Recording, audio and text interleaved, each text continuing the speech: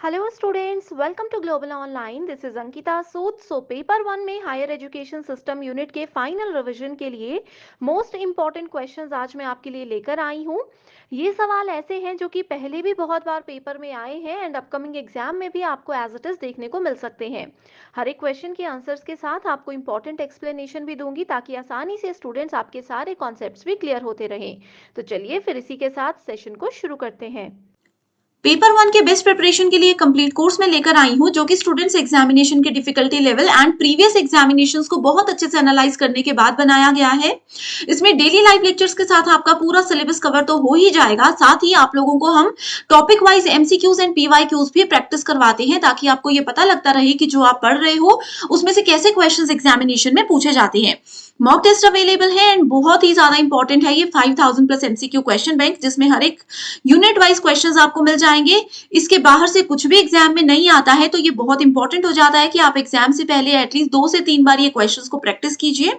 New batch हमारा upcoming Monday से start होने वाला है तो आप इसको ज्वाइन कर सकते हो एंड फ्री वीडियोस को देखने के लिए ग्लोबल ऑनलाइन ऐप को जरूर डाउनलोड कीजिए। स्टोर सेक्शन पर सर्च बार में लिखिए कोर्स का नाम। जैसे ही आप कंटेंट पर जाते हो आपके सामने कुछ फ्री वीडियोस आ जाएंगी, मेरे सेपरेट कंप्लीट कोर्सेज आ जाएंगे जिसके लिए जो कि एग्जाम के लिए काफी है। इसके बाहर से ना आपको कोई बुक लेने की जरूरत है, ना आपको कोई एक्स्ट्रा मॉक टेस्ट के लिए पे करने की जरूरत है। इस कोर्स के बाहर से कुछ भी एग्जाम में नहीं आता है। लास्ट ईयर भी बहुत से बच्चों ने सिर्फ इसी से पढ़ाई करके अपने एग्जामिनेशन को बहुत अच्छे स्कोर से क्वालिफाई किया था। पीवाईक्यूज आप देख सकते हो, पीडीएफ एंड वीडियो सॉल्यूशन आपको मिल जाते हैं। इसमें आपके स्टेट के साथ साथ बाकी के स्टेट्स के जो क्वेश्चन पेपर्स हैं वो भी आपको मिल जाएंगे ताकि आप लोगों की बहुत अच्छे से प्रैक्टिस भी होती रहे।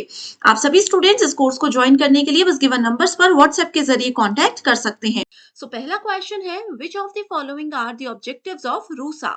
हायर एजुकेशन को बेहतर बनाने के लिए रूसा नाम की एक स्कीम 2013 में लॉन्च की गई थी जो कि बहुत इंपॉर्टेंट है नेट और सेट एग्जाम के लिए।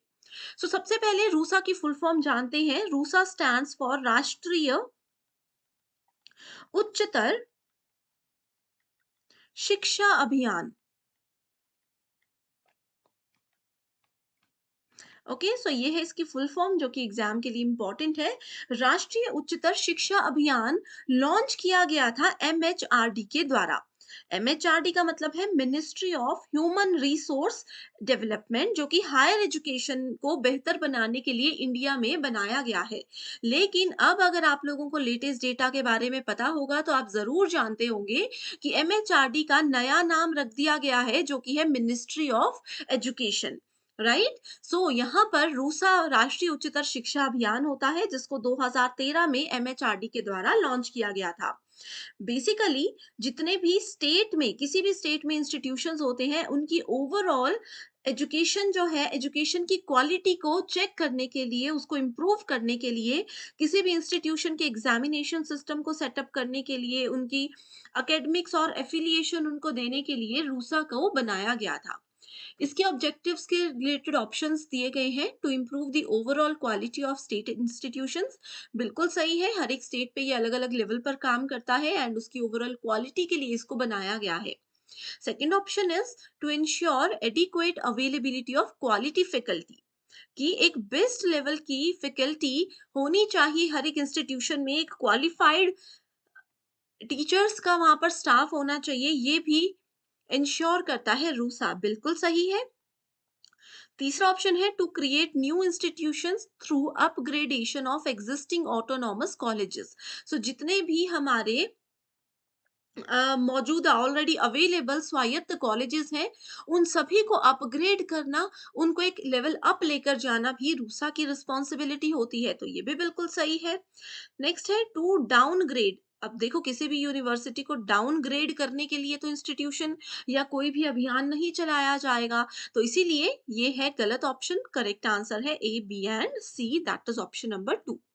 यहाँ से आप लोग इजीली ढूंढ सकते थे आंसर्स को, क्योंकि देखो बेसिक सा लॉजिक है।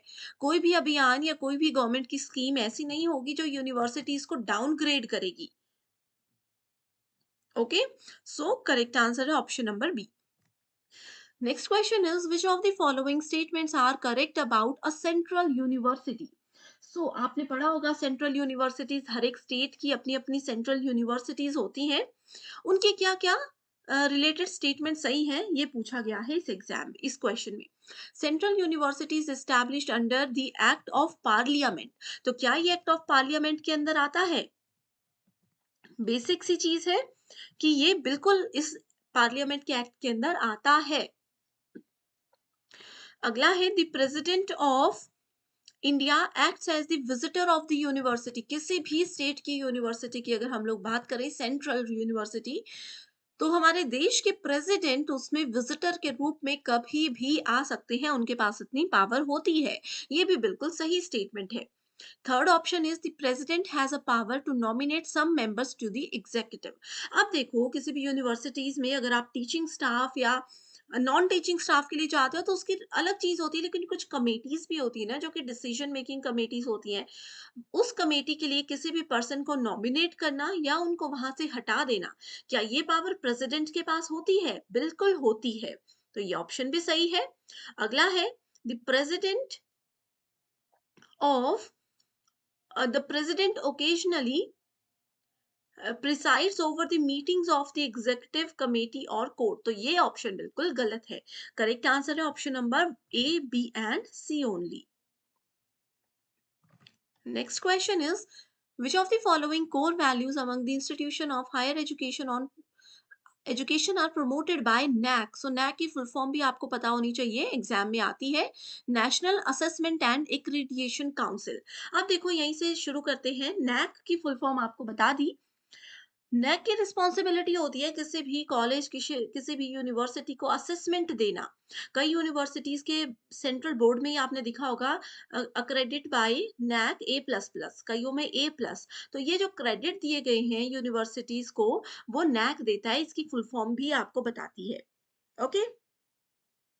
एंड इनका हेडक्वार्टर कहाँ पर है?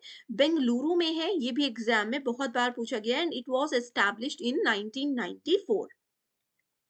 नेशनल डेवलपमेंट के लिए जितने भी फंक्शंस होते हैं हायर एजुकेशन से रिलेटेड, उनके लिए भी NAAC रिस्पॉन्सिबल होता है। सो फर्स्ट ऑप्शन में यही कहा है, contributing to national development, that is absolutely correct. Next यहाँ पर पूछा गया है, fostering global competency among the students. So जितनी भी ग्लोबल कॉम्पिटेंसी होती हैं उसके बारे में स्टूडेंट्स को अलर्ट करना, बताना भी NAAC की रिस्पॉन्सिबिलिटी है, ये इसमें कहा गया है। तो ये भी बिल्कुल सत्य है। Inculcating a value system among students and teachers, बिल्कुल सही। Promoting the optimum utilization of the infrastructure, so infrastructure के ऑप्टिमम यूटिलाइजेशन को प्रमोट करने से रिलेटेड इनका कोई भी रोल नहीं होता, लेकिन इसी से मिलता जुलता काम NAAC करता है, वो ये है कि promoting the use of technology, कि टेक्नोलॉजी का कैसे इस्तेमाल किया जाए बेस्ट लेवल पर, ये बताया जाता है। ओके, सो इसीलिए करेक्ट आंसर है A, B and C only. Next question is, which of the following statements are correct with respect to NITI Aayog? So again यहाँ पर एक फुल फॉर्म आ गई, नीति आयोग। सो नीति का क्या मतलब होता है? नीति की फुल फॉर्म क्या होती है? National institute for transforming India, national institution for transforming India, इसको नीति आयोग कहा जाता है। एंड 1 जनवरी 2015 से यूनियन कैबिनेट के द्वारा इसको बनाया गया था। इससे पहले एक आयोग होता था जिसको कि प्लानिंग कमीशन यानी कि प्लानिंग आयोग कहा जाता था। 1950 से प्लानिंग आयोग काम कर रहा था, लेकिन जैसे ही नीति आयोग बनाया गया, ये बनाया ही गया प्लानिंग कमीशन को रिप्लेस करने के लिए। अब यहाँ पर कहा है कि इसके इंपॉर्टेंट स्टेटमेंट्स क्या क्या है। क्या ये एक कॉन्स्टिट्यूशनल बॉडी है या फिर ये एक स्टैट्यूटरी बॉडी है? तो दोनों में से एक ही चीज होगी एक बारी में, ठीक है। सो NITI Aayog is not, it is neither a constitutional body nor a statutory body. Okay, ये क्या है? ये है प्रीमियम पॉलिसी, जिसको कि थिंक टैंक का नाम भी दिया गया है। ठीक है, सो करेक्ट आंसर है सी एंड डी ओनली। ये थिंक टैंक का मतलब क्या होता है? एक ऐसी एडवाइजरी बॉडी ये है जो कि सिर्फ प्लान्स बनाकर आगे फॉलो कर देती है, खुद वो इस पे काम नहीं करती। अब देखो, जैसे मैंने आपको बताया कि प्लानिंग कमीशन को हटाकर ही नीति आयोग बनाया गया, काम वही है, सिर्फ नाम बदल दिया गया है। तो प्लानिंग कमीशन यानी कि ये सिर्फ प्लान करेगा, एक्ट नहीं करेगा, एक्ट कोई और करेगा। वैसे नीति आयोग भी काम करता है कि ये प्लान बनाकर छोड़ देते हैं, आगे एक्ट फिर कोई और करते हैं। Next is under Goal 2 of Millennium Development Goals, United Nations member countries were to ensure that by 2015, children everywhere, boys and girls, would be able to complete a full course of primary education. ठीक है, so millennium एक, चलो homework question मैंने आपको दे दिया कि बताइए millennium development goals का सेकंड गोल का क्या नाम है। मैंने आपको बताया था एमडीजी और एसडीजी बहुत इंपॉर्टेंट है, इनके जो भी गोल्स हैं ये आपको पढ़कर जाने हैं, एग्जाम में जरूर आते हैं, ट्रिक्स भी मैंने बताई है। तो बताइए, होमवर्क क्वेश्चन है, एमडीजी का सेकंड गोल कौन सा है? नहीं पता तो भी मुझे बता दीजिए, मैं आपके साथ लिंक शेयर कर दूंगी उसके वीडियोस का। Next is, which of the following ICT initiatives of MHRD deal with e-governance for institutions and universities? So correct answer here is Samarth. समर्थ भी MHRD के द्वारा बनाया गया है, इसका नाम अभी चेंज हो गया है ministry of education. Okay, next is Moodle stands for what? So Moodle क्या है? मूडल की फुल फॉर्म पूछी गई है, modular object oriented dynamic learning environment. ठीक है, सो ये होता है Moodle. It was designed to provide educators, administrators, students with an open, robust, secure and free platform to create and deliver personalized learning environment. Student, teacher, जितने भी staff members होते हैं, उन लोगों के लिए स्पेशली प्लेटफॉर्म बनाया गया है ताकि वो यूजर फ्रेंडली तरीके से एलएमएस को फॉलो करके यूजर फ्रेंडली तरीके से अच्छी एजुकेशन ले सके। एलएमएस का मतलब होता है learning management system, and learning management system से बहुत क्वेश्चन अभी एग्जाम में आ रहे हैं। Next question is, which of the following are regulatory bodies within the Department of Higher Education in the Ministry of Human Resource Development in the central government? So answer पर जाते हैं, AICTE, DEC and ICSSR।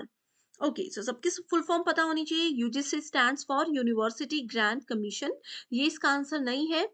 AICTE stands for all India council for technical education.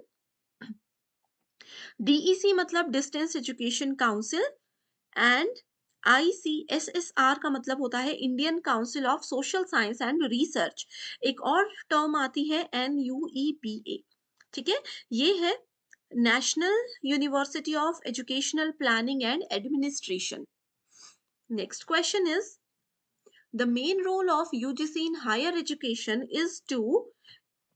is to provide funds to universities। Maharashtra SET है, J K set है या कोई भी set exam है, ये क्वेश्चन बार बार पूछा जाता है। बेसिकली यूजीसी जो है, जैसे आपका एग्जाम नेट एग्जाम का नाम आपने सुना होगा, NTA UGC NET, higher education को बेहतर बनाने के लिए ये कमीशन बनाया गया है, जिसका मतलब है कि यूनिवर्सिटीज को ये फंड्स प्रोवाइड करवा सके, यूनिवर्सिटीज को रिकॉग्निशन भी देता है। ठीक है, स्टैंडर्ड जो होते हैं एक बेस्ट एजुकेशन के, उसको भी ये फ्रेम आउट करने के लिए रिस्पॉन्सिबल होता है। Next question is, the first open university was established in the year। so first open university establish की गई थी 1982 में। ठीक है,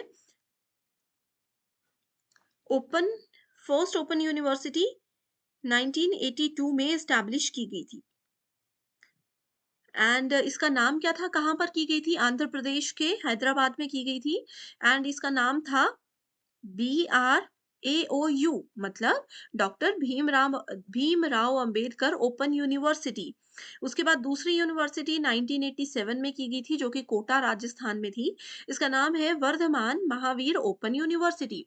इस तरीके से बहुत सी यूनिवर्सिटीज हैं। अगर इसकी लिस्ट आपको चाहिए, सेपरेट एक टेबल है मेरे पास, वो चाहिए अपने एग्जाम के लिए, तो बस कमेंट कर दीजिए, मैं फटाफट आपके साथ फोटो शेयर कर। तो आज के लिए सिर्फ इतना ही। Thank you so much for watching this video.